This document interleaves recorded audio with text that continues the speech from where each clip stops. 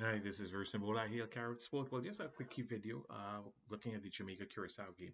Not really much to say about Trinidad versus Bermuda. Trinidad should run some subs. I expect Trinidad to win. Let's hope, we don't embarrass ourselves. But let's talk about Jamaica-Curacao. Both countries, one of them is going to qualify for the World Cup. One for the first time, maybe. One for the second time, maybe. And the other one still has got a shot. So it's very, very historic for both countries. A lot of tension. This match will take place in Kingston.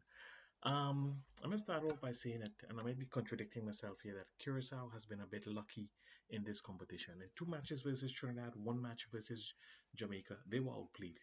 They were outplayed, but they didn't lose. They drew the two matches with Trinidad, despite Jamaica getting numerous chances. They managed to beat them 2-0. I have always remembered the words of Leo Beanhacker. First time I heard him speak, first words that came out of his mouth was this. He says, I say this with respect. You can take 11 average players and make a great team. Well, the guys from Curacao are more than average. They're good. A lot of them are world class, playing in the Dutch first and second tier.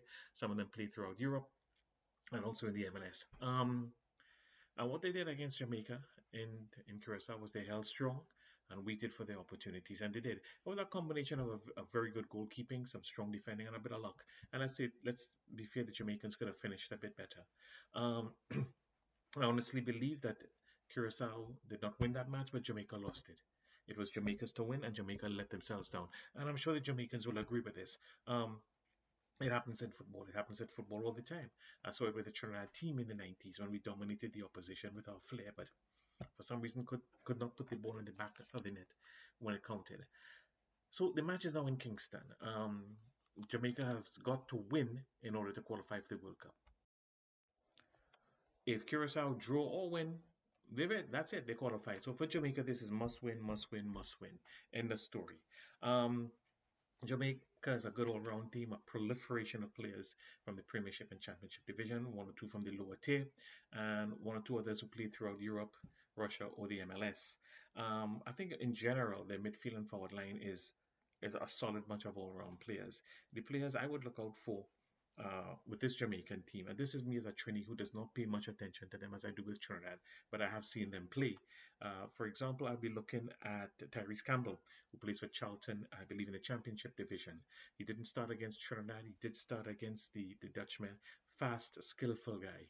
And when I saw him coming on in the second half versus Trinidad, I said, yeah, that's the kind of guy you want to come on in the second half if you got somebody as good or better to start in the first half. Good player. The danger man Sifas, he's playing for Paris, if I'm saying this right, Paris NN. Dead last in the Russian top flight. But this is a solid player. This was a guy who gave Trinidad problems in the first game. And Payne did a good job of clamping down on him. And the one time that Payne wasn't there, what happened? It was a counter. Sifas is fast and he's skillful. It was a counter with a lot of space. There were a lot of guys falling back. They were scrambling to get back. I think they could have hustled a bit more the way they were running, but some men run as if they're not trying. Maybe they're trying. And anyway, it was space, and Sifas took advantage of it. The one man in front of him, Raymond, got beaten. Goal. This is a guy you gotta keep an eye on. And Jamaica will obviously have moments when they're gonna counter. I have a feeling though, the Dutchmen will be the ones looking to make the counter whilst the Jamaicans press. But this is a guy, Sifas, you wanna look at. I would look at Tyrese Campbell because he's fast and he's deadly on the right. But it's a good all-round bunch of midfielders and forward strikers. And when you're bringing men off the bench, it's men from the Championship and the Premiership. Pinnock and King, two centre backs, good, decent guys, good defenders, and they can contribute up front. King got injured against Trinidad. So I don't know if he'll be able to come on or not. For Curacao, there aren't the people who really stand out, but there's certainly some good players. They've got the Bakuna brothers, Junino and Leandro. Junino plays in the Turkish Super League, and Leandro is in the Turkish second tier. He's the number 10. He's the one I really like, and they're both good, solid players. The man I like as well, he plays on the right for Beveren, which is number 1 right now in the Belgian top flight.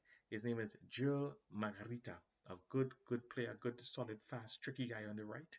And and to me, the key factor in this game, a man who will keep them in it, and he's the man who kept them in it in the first match against Jamaica, is their goalkeeper, Eloy Room. Eloy is a wonderful keeper. He has kept in the first and second tier of the Netherlands. He's kept in the first tier of Belgium. He's currently unattached at the age of 36. He just finished his contract in Belgium. And this man can't be unattached for long. He had a great game against Jamaica, and he's a fine goalkeeper. Let me just finish off by saying this. This is Jamaica's match to win. This is Jamaica's match. The only people who can really let themselves down here is Jamaica. Yes, the Dutchmen are good. As I said, they have not been spectacular, but they found a way not to lose, and they found a way to do what you need to do to get to the World Cup. They beat Jamaica at home. Unlike Trinidad, they didn't, capitulate or anticlimax. And it's up to the Jamaicans.